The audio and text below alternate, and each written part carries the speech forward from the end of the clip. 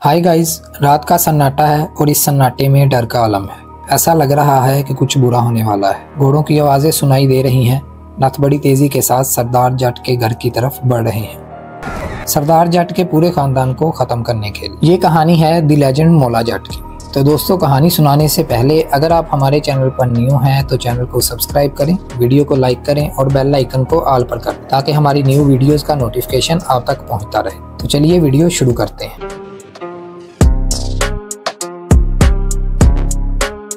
दोस्तों, कई बार हम किसी जंग का आगाज तो कर देते हैं मगर उसको रोकना हमारे बस की बात नहीं होती। इस तरह की एक जंग शुरू हो जाती है दो खानदानों के दरमियान। दोनों खानदान बड़े रोबो दबदबे और ऊंचे मर्तबे के मालिक थे। एक खानदान था सरदार जट का और दूसरा था नत्थों का। सरदार जट के घर पर हमला किया जाता है और सरदार जट और उसकी बीवी और तकरीबन तमाम मुलाजमीन को बड़ी बेदर्दी से मार दिया जाता है। लेकिन इस हमले में सरदार जट का बेटा मौला जट और एक खास मुलाजिम बच गया था। नत्थ जब हमला करके चले गए थे तो वो खास मुलाजिम इस बच्चे को लेकर एक दरबार में ले जाता है और वहीं पर इसकी मुलाकात एक औरत से होती है जिसका नाम था दानी। वो खास मुलाजिम इस बच्चे को दानी के पास छोड़ जाता है ताकि वो इसकी परवरिश कर सके। दानी फिर इस बच्चे को अपने घर ले जाती है। दानी का एक अपना बेटा भी था, लेकिन दानी मौला जट को ज्यादा प्यार करती थी। मौला जट के सामने उसके माँ बाप का कत्ल हुआ था मगर तब वो बहुत छोटा था। वो बार बार अपनी सौतेली माँ दानी से पूछता था कि मेरे माँ बाप के साथ क्या हुआ था या उन्हें किसने मारा, तो दानी उसे कुछ नहीं बताती थी। वो मौला जट को लड़ने से मना करती थी। अलबत्ता दानी ने मौला जट को मैदान में लड़ने की इजाजत दे रखी थी। वक्त गुजरता गया दोस्तों, मौला और इसका सौतेला भाई मुर्दा दोनों जवान होते गए। मौला जट प्रैक्टिस करता रहा और आहिस्ता आहिस्ता वो अखाड़े का बादशाह बन गया। वो अखाड़े में जाता और एक साथ 4 से 5 आदमियों को खत्म कर देता। लेकिन ये सब करने के बाद भी मौला जट को सुकून नहीं आता था, क्योंकि वो जानता था कि उसके माँ बाप को मार दिया गया है, मगर किसने मारा, क्यों मारा, ये उसे मालूम नहीं था। उसे अक्सर बुरे ख्वाब आते और वो सोते सोते डर जाता था। ख्वाब में उसे अपने माँ बाप का कत्ल दिखाई देता था। उधर दूसरी तरफ नत्थों के अंदर खानदानी लड़ाइयाँ चल रही थी कि अब नत्थों का अगला सरदार कौन बनेगा। वहाँ का मौजूदा सरदार जेवा नत्थ, जिसके 2 बेटे थे, पंचायत में बैठकर कहता है कि नत्थों का अगला सरदार वही बनेगा जो सबसे ज्यादा गर्म दिमाग और गरूर वाला है। और ये खसूसियत सिर्फ एक नत्थ में सबसे ज्यादा पाई जाती है और वो है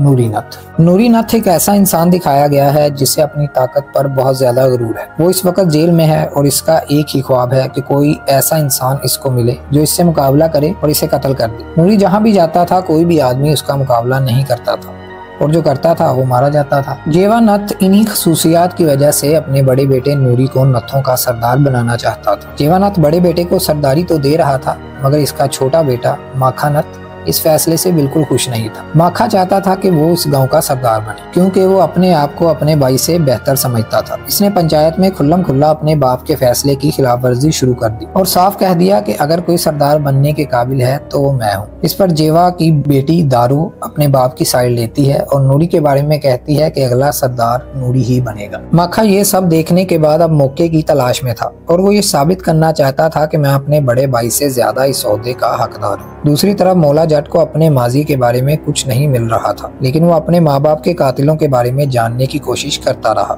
एक दिन वही खास मुलाजिम जो मौला जट को बचा कर लाया था और इसे एक औरत दानी को दिया था, वो इसके सामने आता है और कहता है कि मैं तुम्हारे वालिदैन को जानता था और मुझे पता है कि उनके साथ क्या हुआ और ये सब किसने और क्यों किया। वो मौला जट को अगले दिन का टाइम देता है और कहता है कि कल सुबह कोट मिठन की हवेली पहुंच जाना, तुम्हें तुम्हारे तमाम सवालों के जवाब मिल जाएंगे। अगले दिन मौला जट कोट मिठन की हवेली जाता है और वो खास मुलाजिम उसे सब कुछ बता देता है।